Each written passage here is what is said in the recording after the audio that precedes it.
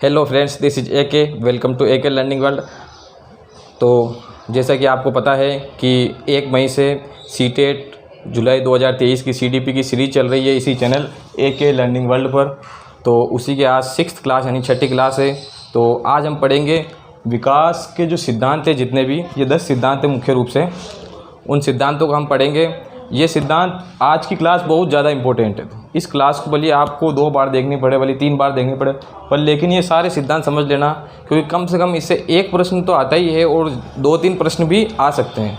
तो शुरुआत करते हैं विकास के सिद्धांत। तो मैंने ये सिद्धांत इसलिए सारे लिख दिए आज, क्योंकि मैं नहीं चाहता कि कोई सिद्धांत मान लो छूट जाए और फिर बाद में वो परीक्षा में आ जाए। तो इस चक्कर में मैंने ये सारे सिद्धांत एक बार लिख दिए हैं। इसको मैं समझा दूंगा एक एक करके। तो शुरुआत करते हैं। पहला सिद्धांत क्या है? समान प्रतिमान का सिद्धांत। समान प्रतिमान का सिद्धांत, या इसका दूसरा नाम जो है समानता का सिद्धांत। समानता का सिद्धांत। तो इसमें मुख्य रूप से क्या बताया गया है?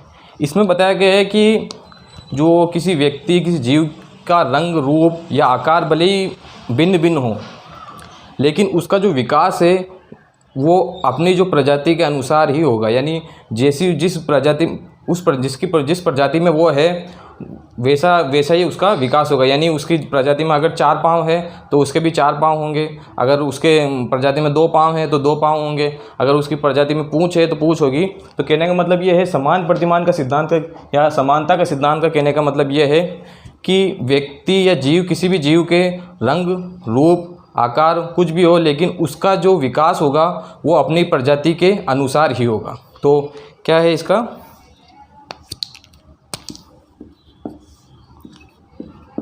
रंग, रूप, आकार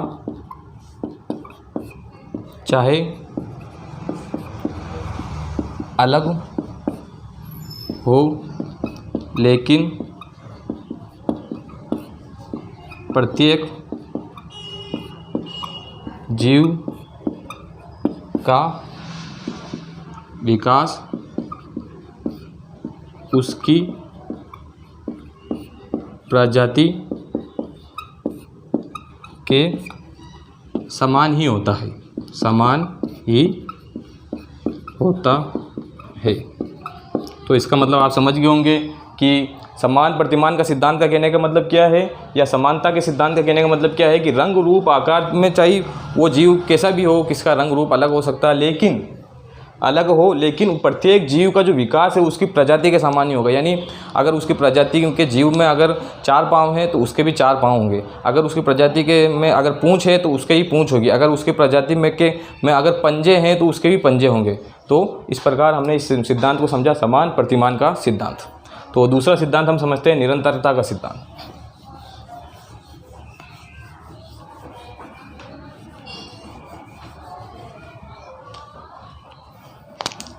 दूसरा सिद्धांत क्या है? निरंतरता का सिद्धांत।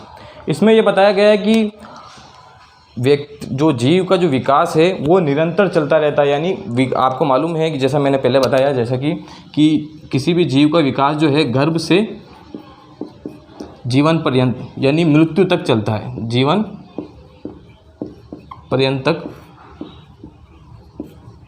चलता है।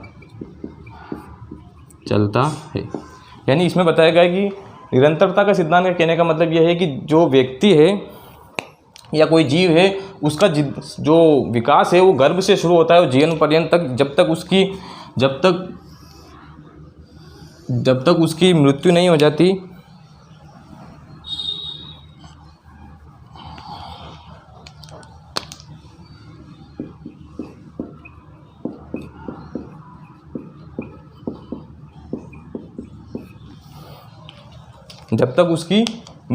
जाती, यानी किसी भी जीव का जो विकास होता है वो गर्भ से जब जीवन पर्यंत तक चलता है। शुरू में उसका विकास तीव्र गति से होता है, फिर धीमे गति से होता है, लेकिन विकास कभी रुकता ही नहीं है। जब तक मृत्यु नहीं हो जाती या जब तक मौत नहीं हो जाती तब तक उसका विकास नहीं रुकता है। तो क्या है? गर्भ से जीवन पर्यंत तक चलता है क्या? विकास। विकास क्या चलता है?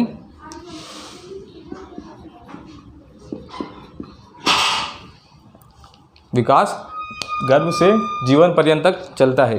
शुरू में क्या होता है? शुरू में तीव्र व बाद में धीमा होता है, लेकिन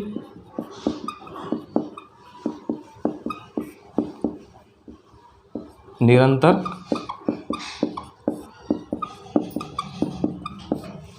चलता है, कभी रुकता नहीं है।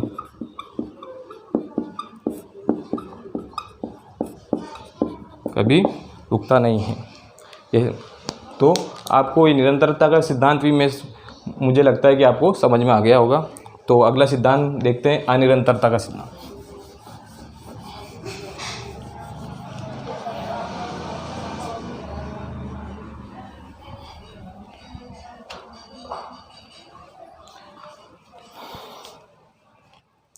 तो निरंतरता का सिद्धांत हो गया। अब अनिरंतरता का सिद्धांत। अब इसमें आप अनिरंतरता लिखा है, इसको आप समझ के यूँ मत समझना कि विकास जो है अनिरंतर यानी निरंतर नहीं चलता, ये नहीं है। इसका मतलब ये है कि विकास की प्रक्रिया के दौरान जो विकास की प्रक्रिया के द्वारा जो नए नए तरीके जो उत्पन्न होते हैं हमारे अंदर, यानी जीव के अंदर, जो संसार को जानने में मदद करते हैं, संसार में उनके विकास को मदद करते हैं, तो उन्हीं को क्या कहते हैं? निरंतरता का सिद्धांत।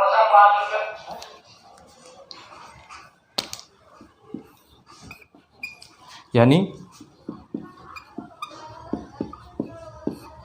विकास की प्रक्रिया के दौरान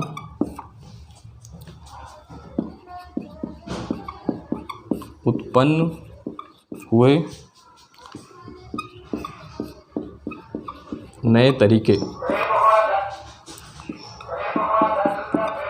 जो संसार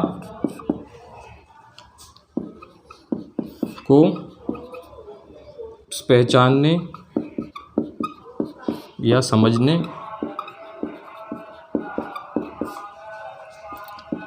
में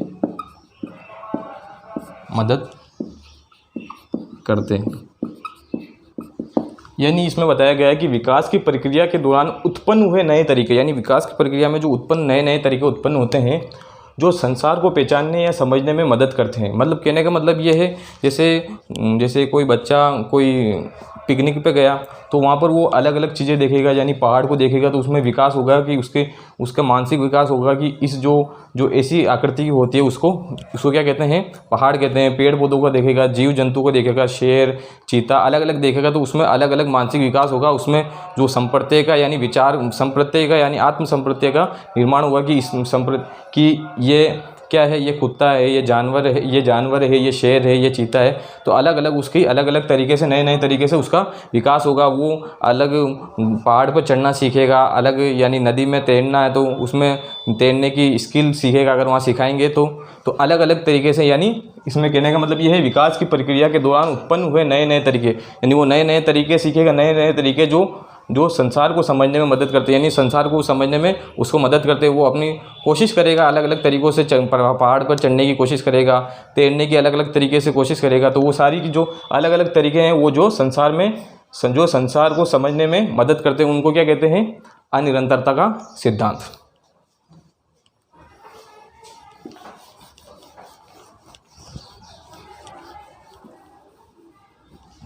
अब जो चौथा है वो है पूर्वानुमान का सिद्धांत। अब ये पूर्वानुमान का सिद्धांत क्या है? पूर्वानुमान का ये सिद्धांत का कहने का मतलब ये है कि किसी व्यक्ति की मानसिक शारीरिक दशा देखकर उसकी भविष्यवाणी करना कि वो आगे क्या कर सकता है। यानी कोई बच्चा पढ़ने में होशियार है तो उसमें आप कोई बच्चा जैसे पढ़ने में होशियार है, जैसे बायोलॉजी पढ़ने में होशियार, तो उसकी भविष्यवाणी कर सकते हैं कि ये शायद डॉक्टर बन सकता है। कोई पेंटिंग करने में होशियार तो कर सकते हैं कि ये पेंटिंग का आर्टिस्ट बन सकता है। कोई अच्छा भाषण देने में होशियार है तो इसे बता सकते हैं कि अच्छा नेता या वक्ता बन सकता है। तो इसी प्रकार इसमें बताया गया है कि पूर्वानुमान का सिद्धांत व्यक्ति की शारीरिक व मानसिक दशा को ध्यान में रखते हुए व्यक्ति की भविष्यवाणी का अनुमान करना। तो इसका दूसरा का नाम है, इस सिद्धांत का दूसरा नाम ये है भविष्यवाणी का सिद्धांत। भविष्यवाणी का सिद्धांत। तो इसमें क्या आएगा, यानी जीव की शारीरिक व मानसिक दशा देखकर किसका, भविष्य का अनुमान लगाना, भविष्य का पूर्वानुमान लगाना।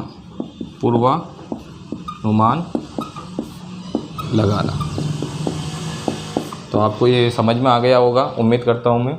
अब जो पांचवा सिद्धांत वो पढ़ते हैं।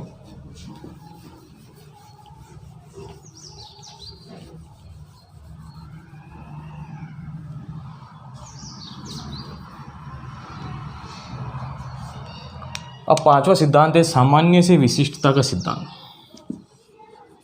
तो इसमें क्या बताया गया है, इसमें यह बताया गया है कि बालक या कोई जीव है जो शुरू में जो है सामान्य क्रियाएं करता है, धीरे धीरे वो विशिष्ट क्रियाएं करना सीखता है। जैसे शुरू में बालक चलना सीखता है, शुरू में बालक बैठना सीखता है, फिर धीरे धीरे उसमें विशिष्टता आती है तो वो खड़े होना सीखता है, फिर धीरे धीरे उसमें विशिष्टता आती है तो वो चलना सीखता है, फिर धीरे धीरे उसमें विशिष्टता आती है, यानी विशिष्टता आती है तो वो लिखना सीखता है, वो लिखना सीखता है। तो उसमें क्या है विशिष्टता आती जा रही है, यानी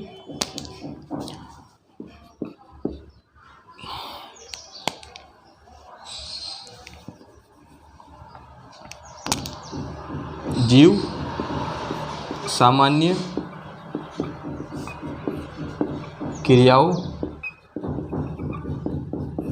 से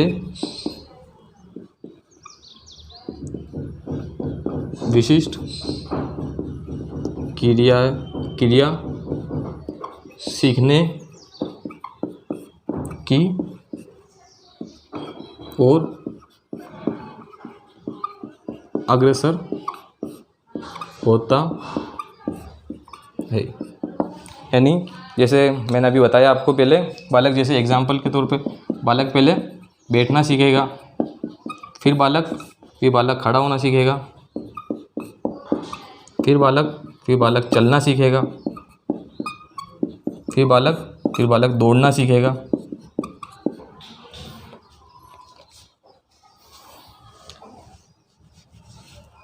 फिर बालक क्या करना सीखेगा, दौड़ना सीखेगा। तो ये उसमें धीरे धीरे विशिष्टता आती जा रही है। फिर धीरे धीरे बालक फिर क्या करना सीखेगा, फिर धीरे धीरे बालक लिखना सीखेगा। तो ये विशिष्टता धीरे धीरे आती जा रही है उसमें। तो उम्मीद करता हूँ आपको ये सिद्धांत समझ में आ गया होगा।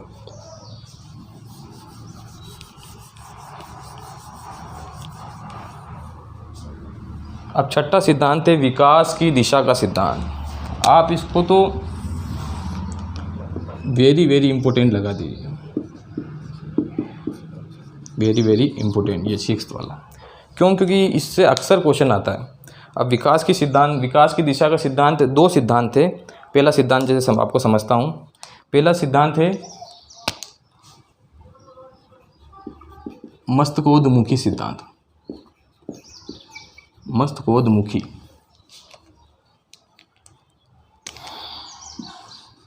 मस्तकोद्मुखी सिद्धांत या सिफेलोकोडल सिद्धांत। क्या? सिफेलोकोडल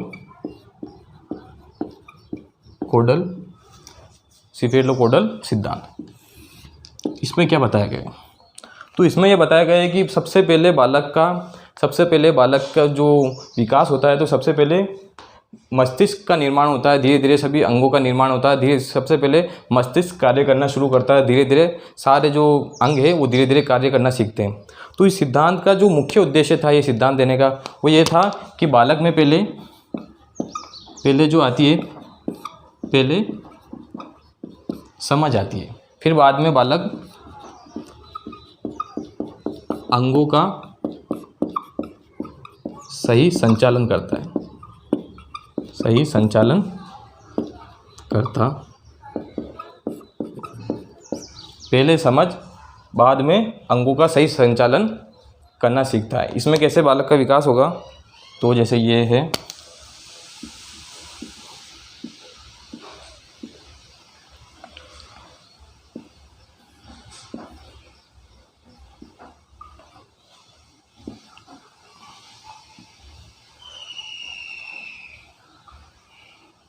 जैसे ये बालक है, तो इसमें बालक का विकास कैसे होगा, तो इसमें जो बालक का विकास होगा वो ऐसे होगा।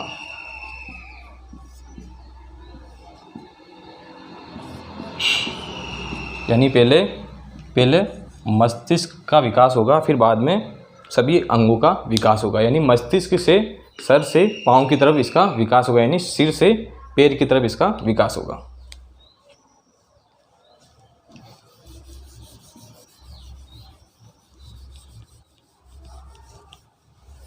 अब दूसरा जो है, पहला क्या होगा, सिफेलोकोडल, और दूसरा जो है वो है प्रोक्सिमोडिस्टल, प्रोक्सिमोडिस्टल,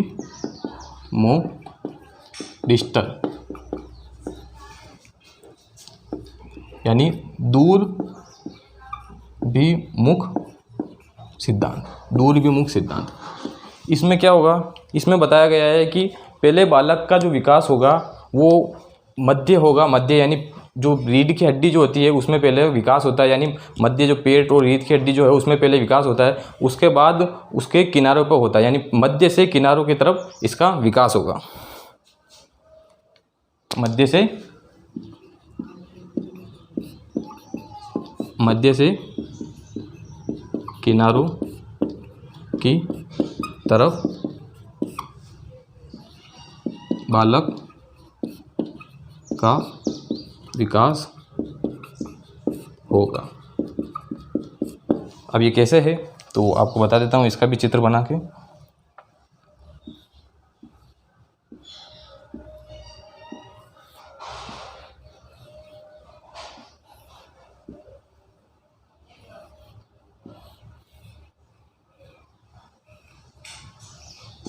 जैसे ये बालक है, तो इसमें बताया गया है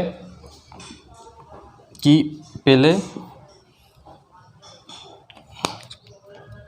इस तरह बालक का विकास होगा, इस तरह बालक का विकास, यानी पहले मध्य में विकास होगा, फिर बाद में किनारों पे विकास होगा। तो आपको उम्मीद करता हूँ ये सिद्धांत समझ में आ गया होगा। ये बहुत इंपॉर्टेंट है, तो इसको हमेशा ध्यान में रखना है इसको।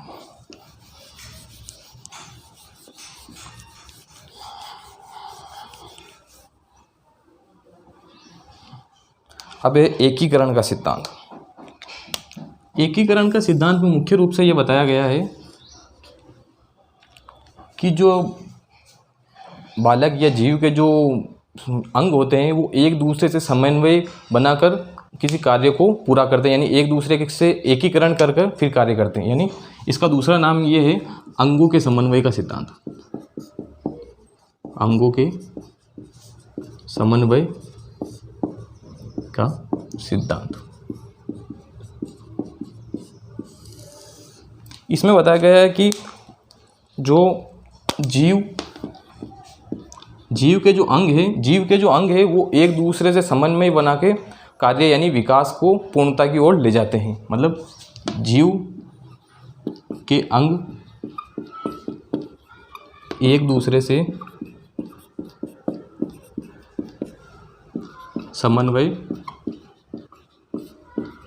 बनाकर विकास को पूर्णता की ओर ले जाते हैं।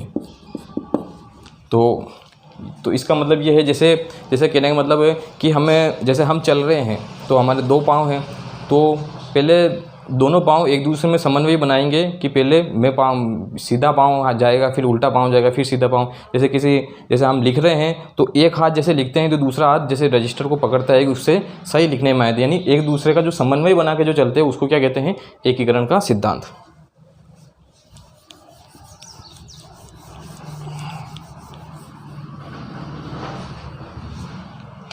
अब ये है विकास का वर्तुलाकार सिद्धांत। तो इसमें यह बताया गया कि जब बालक एक अवस्था से दूसरी अवस्था में प्रवेश करता है तो उस समय उसमें दोनों अवस्थाओं के गुण होते हैं, यानी बालक एक अवस्था से दूसरी अवस्था में प्रवेश करता है तो उसमें दोनों अवस्थाओं के गुण होते हैं, यानी जैसे तो उन दोनों की अवस्थाओं के गुण होते हैं, तो उस जो काल को क्या कहते हैं, जब दोनों अवस्थाओं के गुण होते हैं तो वो तथा उस काल को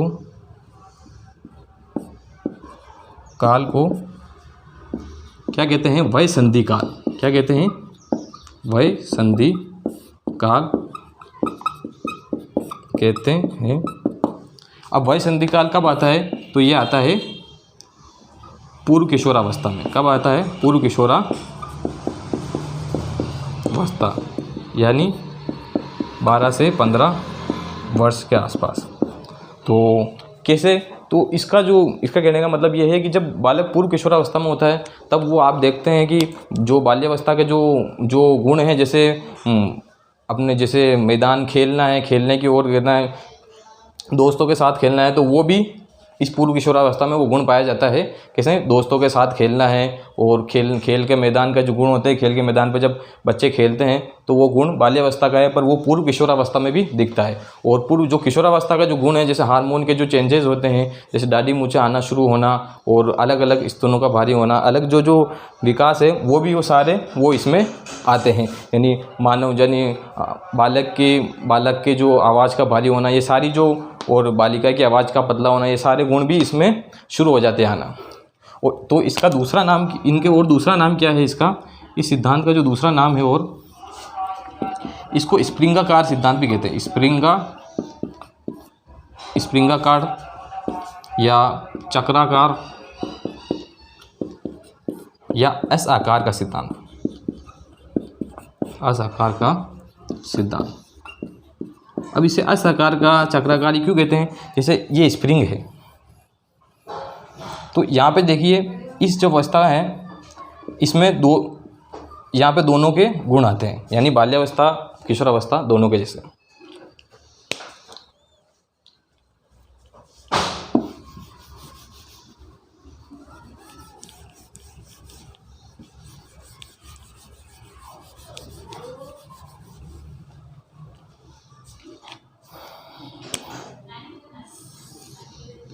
अब नौवा जो है वो क्या है, सहसंबद्धता का सिद्धांत।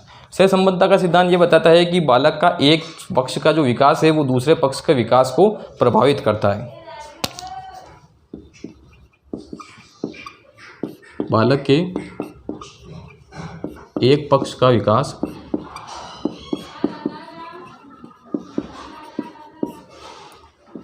दूसरे पक्ष को प्रभावित करता है।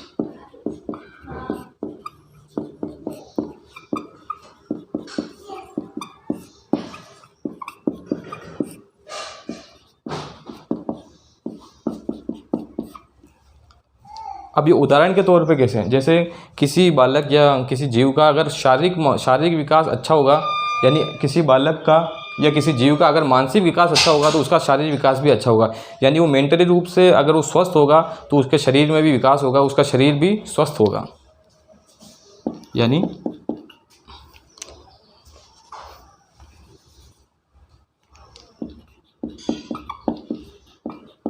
मानसिक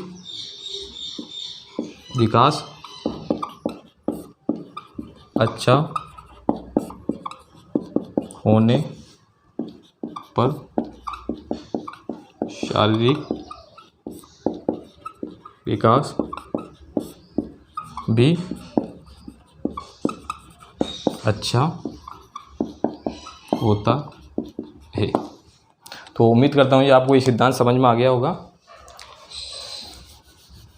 कहने का मतलब इसमें यह है कि अगर बालक मानसिक रूप से स्वस्थ है तो वो शारीरिक रूप से भी स्वस्थ होगा। यानी अगर वो कोई बात की टेंशन नहीं लेगा तो उसका शरीर भी जैसे कमज़ोर नहीं पड़ेगा। अगर बहुत बार देखा जाता है कि परीक्षा के टाइम बच्चे टेंशन ले लेते हैं तो टेंशन में उसका शरीर जो शारीरिक विकास है उसमें भी कमजोरी यानी शरीर में भी कमजोरी आने लगती है। तो अगर वो टेंशन नहीं लेते हैं और सामान्य रूप से रहते हैं, इतनी टेंशन नहीं लेते जिससे उनके शरीर पर असर पड़े, तो उनका शरीर भी स्वस्थ रहता है और उनका मानसिक स्वास्थ्य भी स्वस्थ रहता है।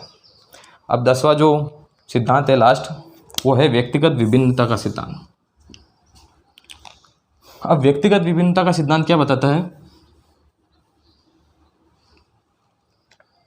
इसमें यह बताया गया है कि प्रत्येक बालक का जो विकास होगा ना, प्रत्येक बालक का विकास अलग अलग तरीके से होता है। यानी प्रत्येक बालक का विकास जो है, प्रत्येक बालक का विकास अलग तरीके से होता है। यानी प्रत्येक बालक एक तरह से नहीं होता। कोई बालक प्रतिभाशाली हो सकता है, कोई बालक कमज़ोर बुद्धि का हो सकता है, कोई बालक तीव्र बुद्धि का हो सकता है, कोई बालक सृजनात्मक बालक हो सकता है, कोई बालक पिछड़ा बालक होता है। तो इसमें क्या बताया गया है कि प्रत्येक बालक में विभिन्नता पाई जाती है। और तो और आप ये देखिए कि अगर दो जुड़वा बालक भी होंगे ना तो उनमें भी कुछ ना कुछ तो विभिन्नता होगी। या तो उनके रंग में विभिन्नता हो सकती है, या उनकी आचरण में विभिन्नता हो सकती है, या उनके चलने में, या उनके लिखने में, किसी न किसी में उसमें विभिन्नता होगी। एक ही तरह की जो सोच या एक ही तरह के जो समान बालक नहीं मिल सकते, जिनकी सभी आदतें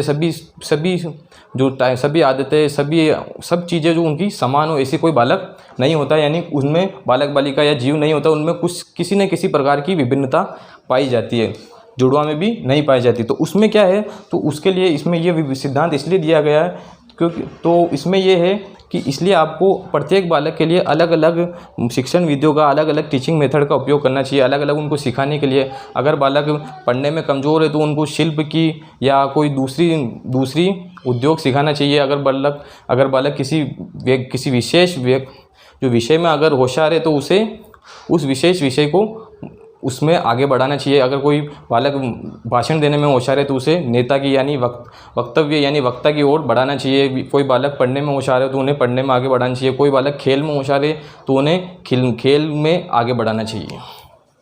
तो आपको ये उम्मीद करता हूँ ये आपको 10 सिद्धांत समझ में आ गए होंगे। एक कल सिद्धांत था जिसमें वो सिद्धांत तो मैंने सही बताया था, लेकिन उसमें जो 4 स्टेप थे वो मैंने 3 ही स्टेप बताई थी, तो वो 4 स्टेप बताता हूँ। एक वो कि वो मौलिक गुणों का सिद्धांत,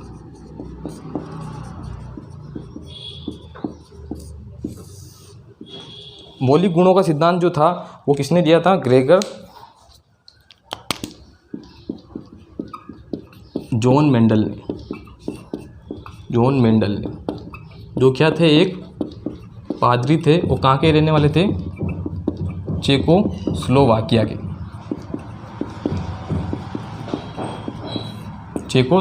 के थे। इन्होंने ये बताया था कि बालक जो है यानी जीव जो है अपने मूल गुणों की ओर अग्रसर होता है। जीव अपने मूल गुणों की ओर अग्रसर होता है। तो इन्होंने जो उदाहरण दिए कैसे दिए, जैसे नानी के गुण,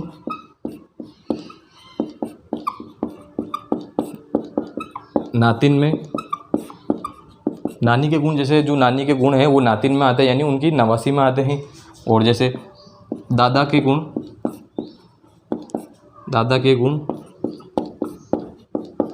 पोते पोती में। तो इसी प्रकार इन्होंने ये बताया कि जीव जो है अपने मूल गुणों की अग्रसर होता है, यानी उनके जो मूल गुण हैं उनकी ओर अग्रसर होता है, यानी उनके मूल गुण जो है वो आगे जाकर प्रदर्शित होते हैं, आगे जाके उनके स्थानांतरण होते हैं। तो इन्होंने जो मटर पर प्रयोग किया था, तो इन्होंने बताया था, इन्होंने जो सिद्धांत समझाया था, इन्होंने क्या किया, एक बागान लिया, जैसे ये बागान है, बागान में इन्होंने 50% तो लंबे और 50% बोने, किसके, मटर के पौधे, किसके, मटर के पौधे उगाए।